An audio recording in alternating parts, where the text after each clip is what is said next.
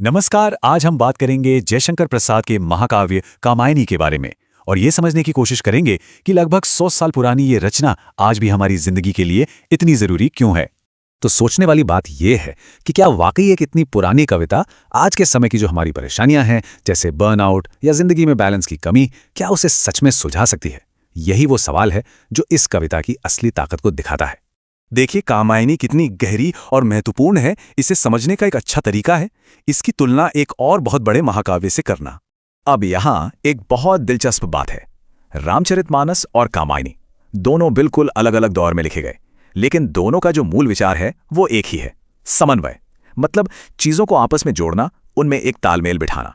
तो जिस तरह रामचरितमानस ने अपने जमाने के अलग अलग विचारों और विश्वासों में एक संतुलन बनाया था, ठीक उसी तरह कामायनी का मकसद भी है आधुनिक दुनिया के टकरावों को सुलझाना। और यही बात कामायनी को सिर्फ एक कहानी नहीं बल्कि सद्भाव बनाने की एक बहुत बड़ी कोशिश बना देती है। तो फिर सवाल ये उठता है कि प्रसाद जी असल में कौन सी खास समस्या को हल करने की कोशिश कर रहे थे? सच तो ये है कि उन्होंने एक ऐसी दुनिया देखी जो जबरदस्त असंतुलन से जूझ रही थी। प्रसाद जी ने इस दर्द को अपनी कविता की इस एक लाइन में बहुत खूबसूरती से बयान किया है। वो एक ऐसी दुनिया की तरफ इशारा कर रहे थे जो अंदरूनी टकरावों और तकलीफों से भरी हुई थी। और ये टकराव था क्या? ये था दो बिल्कुल अलग अलग ध्रुवों का टकराव। एक तरफ थी हमारी पुरानी आध्यात्मिक मान्यताएं और दूसरी तरफ था आज का भौतिकवाद। इसी तरह एक और टकराव था दो बिल्कुल एक्सट्रीम रास्तों के बीच। एक रास्ता था सब कुछ छोड़ छाड़कर वैरागी बन जाने का, और दूसरा था हर चीज का हद से ज्यादा उपभोग करने का। और इन सब के केंद्र में, इन सब के दिल में एक बुनियादी संघर्ष था, भावना और बुद्धि के बीच का। मतलब हमारे दिल और हमारे दिमाग के बीच की वो कश्मकश जो हम सब महसूस करते हैं। तो ठीक है, समस्या तो समझ आ गई। अब आगे बढ़ते हैं और देखते हैं कि कामायनी इस बड़े असंतुलन का क्या कोई गहरा हल भी बताती है। जी हाँ, कामायनी एक केंद्रीय दर्शन, एक फलसफा पेश करती है जिसे कहते हैं समरसतावाद। अब यह है क्या? आसान भाषा में कहें तो यह सद्भाव का सिद्धांत है। यह फलसफा संतुलन और एकता की बात करता है और हर तरह के एक्सट्रीम को, अति को नकारता है। वैसे इस फलसफे को कुछ और नामों से भी जाना जाता है, जैसे आनंदवाद, प्रत्यभिज्ञा दर्शन और कश्मीरी शैवमत। लेकिन इन सबका इशारा एक ही तरफ है, एक ऐसी जिंदगी की ओर जो संतुलित है, एकीकृत है और आनंद से भरी है। इस पूरे दर्शन का जो सार है वो इस एक शक्तिशाली लाइन में छिपा है, कर्म का भोग, भोग का कर्म। मतलब बहुत सीधा सा है, हम जो भी काम करें उसके नतीजे का आनंद लें और वो आनंद ही हमें और अच्छा काम करने की प्रेरणा दे। और फिर ये लाइन देखिए, तप नहीं केवल जीवन सत्य। ये उस सोच को सीधी चुनौती देती है जो कहती है कि सच को पाने के लिए दुनिया से भाग जाओ। ये कविता कहती है कि नहीं, सच्चाई तो जिंदगी को पूरी तरह से जीने में है, उसे छोड़ने में नहीं। अब प्रसाद जी ने इस गहरे फलसफे को सिर्फ किताबी बातों तक नहीं रखा, उन्होंने इसे 3 बहुत ही अहम और प्रतीकात्मक किरदारों के जरिए हमारे सामने जिंदा कर दिया है। तो कहानी का जो मुख्य पात्र है मनु, वो असल में हमारे मन का प्रतीक है और उसे संतुलन बनाना सीखना है। श्रद्धा जो हमारा हृदय या हमारा विश्वास है, और इड़ा जो हमारी बुद्धि या हमारा तर्क है, इन दोनों के बीच। और जब ये दोनों मतलब दिल और दिमाग एक हो जाते हैं तभी असली समरसता या सद्भाव मिलता है। कमाल की बात यह है कि आज के ज़माने में हम इसी संतुलन को एक नया और फैंसी नाम देते हैं, इमोशनल इंटेलिजेंस। तो आखिर में सवाल यह है कि यह प्राचीन कविता, जिसे कुछ लोग आधुनिक उपनिषद भी कहते हैं, आज के समय में इतनी जरूरी क्यों है? क्योंकि इसका जो संदेश है वो आज की भागदौड़ भरी जिंदगी के दबाव से निपटने का, समझिए, एक सीधा साधा रोड मैप देता है। ये हमें सिखाती है कि कैसे वैराग्य और उपभोग दोनों के एक्सट्रीम से बचें, कैसे विज्ञान और अध्यात्म में संतुलन बनाएं। ये बुद्धि और भावना को जोड़ने की बात करती है और ये सिखाती है कि दुनिया सचमुच सुंदर है, इससे भागने की जरूरत नहीं है। मतलब सारी बातें एक ही जगह आकर मिलती हैं, एक संतुलित जीवन जीने की एक मुकम्मल सोच। और आखिर में कामायनी हमें इस एक विचारोत्तेजक चुनौती के साथ छोड़ जाती है, अपने सुख को विस्तृत कर लो, सारे जग को सुखी बनाओ। तो सोचने वाली बात यह है कि हम अपनी खुशी के दायरे को बढ़ाकर पूरी दुनिया में सद्भाव और खुशी फैलाने का जरिया कैसे बन सकते हैं। एक सवाल से शुरुआत करते हैं, क्या इच्छा रखना, कोई ख्वाहिश रखना पाप है? सदियों से तो हमें यही सिखाया गया है ना। लेकिन हिंदी साहित्य का एक महाकाव्य है जयशंकर प्रसाद जी की कामायनी, जो इस सोच को, इस पूरी धारणा को ही चुनौती देती है। तो चलिए आज इसके गहरे और शायद जीवन को बदल देने वाले दर्शन को समझने की कोशिश करते हैं। और ये एक ऐसा सवाल है जिसका जवाब सदियों से हमें हाँ में ही मिला है। हमें यही तो सिखाया गया है कि इच्छा यही तो सारे दुखों की जड़ है। पर क्या वाकई ऐसा है? क्या ये इतनी सीधी सी बात है? तो चलिए इसी को समझते हैं। देखिए, कामायनी का जो दर्शन है उसे कई बड़े बड़े जटिल नामों से जाना जाता है, और इससे होता क्या है, अक्सर एक कन्फ्यूजन, एक भ्रम पैदा होता है। आज हम इसी पहेली को, इसी रहस्य को सुलझाने की कोशिश करेंगे। समरसतावाद, आनंदवाद, प्रत्यभिज्ञावाद, अरे बाप रे, ये नाम सुनने में ही कितने भारी भरकम लग रहे हैं ना। लेकिन घबराने की कोई बात नहीं है। इन सभी के पीछे ना एक ही बहुत ही सरल, बहुत शक्तिशाली और जीवन को गले लगाने वाला विचार है, और यही विचार इस महाकाव्य की आत्मा है। तो फिर सवाल ये उठता है कि कामायनी आखिर किस विचार को चुनौती दे रही है? असल में ये उन पारंपरिक दर्शनों पर, उन ट्रेडिशनल फिलॉसफीज पर सवाल उठाती है जिन्होंने सदियों से हमारे सोचने के तरीके को एक शक्ल दी है। और ये जो विचार है कि इच्छा ही दुख का कारण है, ये सिर्फ बौद्ध दर्शन तक सीमित नहीं है। ये तो कई प्राचीन परंपराओं का केंद्र रहा है, चाहे वो हिंदू हो, जैन हो या इस्लामी परंपरा हो। सबने एक ही बात कही, अपनी इच्छाओं को दबाओ, उन्हें खत्म करो। कामायनी इसी जीवन विरोधी नजरिए को पूरी तरह से खारिज कर देती है। जयशंकर प्रसाद तो इसे एक आसुरी दर्शन कहते हैं। सोचिए जरा, एक राक्षसी फिलॉसफी। क्यों? क्योंकि ये जीने की, कुछ कर गुजरने की जो हमारी सबसे बुनियादी इच्छा है, ये उसी को खत्म कर देता है। और बस यहीं पर कामायनी एक बिल्कुल क्रांतिकारी, एक रेवोल्यूशनरी मोड़ लेती है। ये काम को, यानी इच्छा को पूरी तरह से एक नई परिभाषा, एक नया मतलब देती है। और देखिए, यहीं पर सारा खेल बदल जाता है। जहां पारंपरिक दर्शन काम को सिर्फ वासना या दुख की वजह मानता है, वहीं कामायनी कहती है, नहीं, ये तो मन की ऊर्जा है, ये एक पॉजिटिव, एक एम्पावरिंग शक्ति है। तो कामायनी के अनुसार काम सिर्फ वासना नहीं है, ये मन की मौलिक ऊर्जा है, हमारी इच्छा शक्ति, हमारी विल पावर। यही तो वो शक्ति है जो हमें कुछ भी करने, कुछ भी नया बनाने की प्रेरणा, वो ड्राइव देती है। महाकाव्य की जो नायिका है श्रद्धा, वो खुद कहती हैं कि इच्छा मंगलकारी है, शुभ है। ये पूरी की पूरी सृष्टि, ये दुनिया इच्छा का ही तो नतीजा है। और अगर हम इसे नकारते हैं तो असल में हम इस दुनिया को ही, इस जीवन को ही असफल बना रहे हैं। तो ठीक है, ये तो हुई फिलॉसफी की बात। चलिए अब ये देखते हैं कि ये दर्शन असल जिंदगी में, व्यवहार में कैसे काम करता है। इच्छा की ये जो नई समझ है, ये जीवन जीने के एक डायनामिक तरीके में आखिर बदलती कैसे है। देखिए, कामायनी कर्म और उसके फल को अलग नहीं करती। इसका दर्शन बहुत सरल है। पहले इच्छा करो, फिर उस इच्छा से कर्म करो, उस कर्म के फल का आनंद लो, जिसे भोग कहते हैं, और फिर उस आनंद से जो ऊर्जा मिले उससे दोबारा नया कर्म करो। ये एक कभी न खत्म होने वाला पॉजिटिव साइकिल है। और ये जो पंक्ति है, कर्म का भोग, भोग का कर्म, ये इस पूरे चक्र को कितनी खूबसूरती से बयां करती है।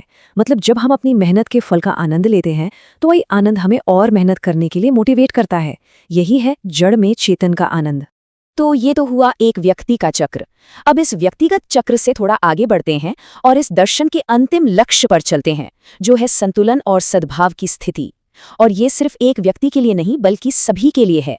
कामायनी हमें सिखाती है कि सच्चा आनंद, वो अल्टीमेट ब्लिस, तब मिलता है जब हम अपने भावनात्मक पक्ष, यानी अपने दिल, जिसका प्रतीक है श्रद्धा, और अपने तार्किक पक्ष, यानी अपने दिमाग, जिसका प्रतीक है इड़ा, इन दोनों के बीच एक संतुलन, एक बैलेंस बना लेते हैं। और कामायनी यहाँ पर सत्यम शिवम सुंदरम की जो हमारी पारंपरिक सोच है, उसे भी पूरी तरह से पलट देती है। ये त्याग के दर्शन को सांसारिक जुड़ाव के दर्शन में बदल देती है।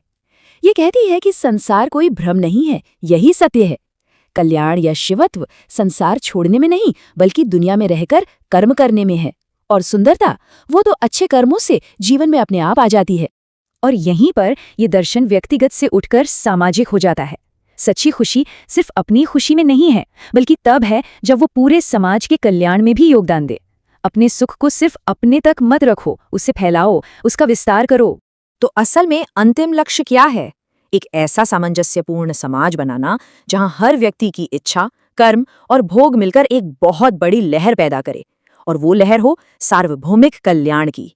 एक ऐसी लहर जो दुनिया से हर तरह की गैर बराबरी को, हर विषमता को मिटा दे।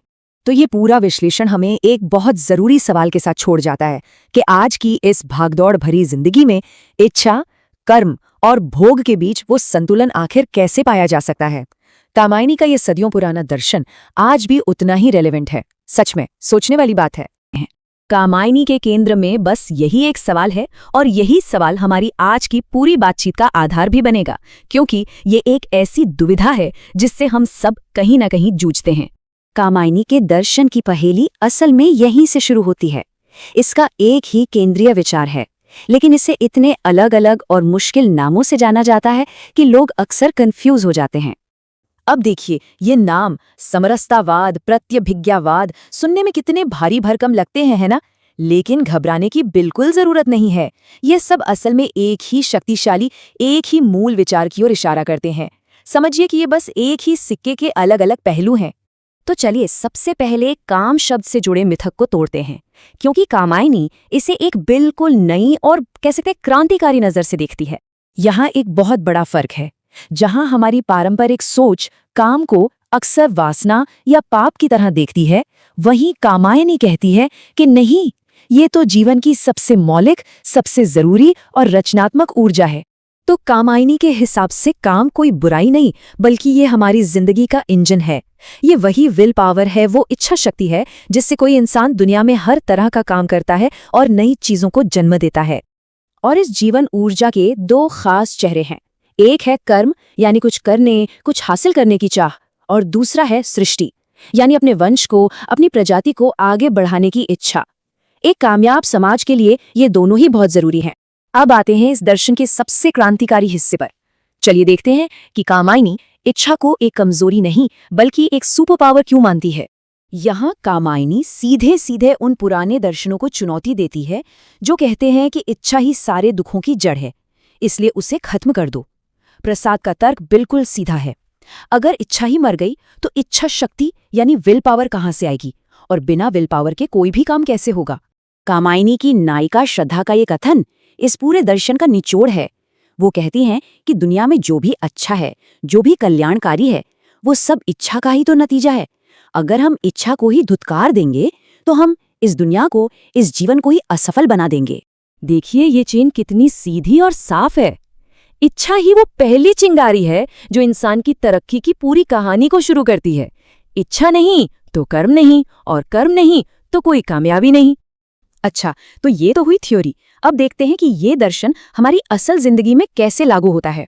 कामायनी जीवन का एक नया, एक डायनामिक साइकिल सामने रखती है जो काम करने के मकसद को ही बदल देता है। यहाँ कामायनी निष्काम कर्म की जानी मानी अवधारणा से एक अलग रास्ता दिखाती है। इसका तर्क ये है कि मेहनत और उसके फल के बीच एक गहरा और जरूरी रिश्ता है। काम करना ही इसलिए है ताकि उसके मीठे फल का स्वाद लिया जा सके, उसका आनंद लिया जा सके। ये लाइन इस जीवन चक्र का मूल मंत्र है। इसका मतलब बहुत गहरा है। कर्म के फल का आनंद लो और फिर उस आनंद से जो ऊर्जा मिले उससे दोबारा कर्म करने की प्रेरणा पाओ। यही इस दुनिया का असली जिंदा दिल आनंद है। तो ये एक ऐसा साइकिल बन जाता है जो कभी रुकता नहीं। जब कोई अपनी मेहनत के फल का आनंद लेता है तो उसे और ज्यादा और बेहतर काम करने की प्रेरणा मिलती है। इससे सिर्फ उस इंसान का नहीं, बल्कि पूरे समाज का फायदा होता है। तो इन सभी विचारों को अगर हम एक साथ जोड़कर देखें तो कामायनी के हिसाब से एक आदर्श, एक सचमुच सुंदर जीवन कैसा दिखता है। कामायनी का दर्शन एक बीच का रास्ता है, एक बैलेंस्ड अप्रोच। ये ना तो सब कुछ छोड़कर भाग जाने की बात करता है और ना ही सिर्फ भोग विलास में डूब जाने की। याद कीजिए, कविता में देवताओं का विनाश उनके हद से ज्यादा भोग की वजह से ही हुआ था। कामायनी के आदर्श जीवन के ये 3 स्तंभ हैं जो इसके अपने खास नजरिए पर टिके हैं। चलिए एक एक करके इन्हें समझते हैं। पहली और सबसे बुनियादी बात, ये दुनिया और ये जिंदगी कोई धोखा या भ्रम नहीं है, ये सच है। और जब हम इसे सच मानेंगे तभी तो हम इसमें जी जान से मेहनत करने के लिए तैयार होंगे। दूसरा है शिवम, यानी कल्याण या सबका भला। ये दर्शन कर्म को कल्याण से जोड़ता है। मतलब कि जब हम मकसद के साथ काम करते हैं तो उससे न सिर्फ हमारा बल्कि पूरी दुनिया का भला होता है। कर्म से ही जीवन में मंगल आता है। और आखिर में आता है सुंदरम। कर्म और उसके फल के आनंद के बीच का यही संतुलन एक खूबसूरत जिंदगी की नींव है। जो इंसान अपनी मेहनत का आनंद लेना जानता है, उसका जीवन अपने आप में सुंदर हो जाता है। तो कुल मिलाकर कामायनी का सबसे बड़ा संदेश है बैलेंस, सामंजस्य। जैसा कि महाकाव्य में दिखाया गया है, जब भावना यानी श्रद्धा और बुद्धि यानी इड़ा के बीच तालमेल बैठता है, तभी एक मुकम्मल और सुखी जीवन मुमकिन हो पाता है। ये दर्शन आज के हमारे आधुनिक जीवन की चुनौतियों से सीधा जोड़ता है। आज जब हर तरफ बर्नआउट और हर चीज की अति है, तो क्या कामायनी का ये संतुलन वाला रास्ता वो जवाब हो सकता है जिसे हम सब ढूंढ रहे हैं? ये एक ऐसा सवाल है जो सोचने पर मजबूर करता है।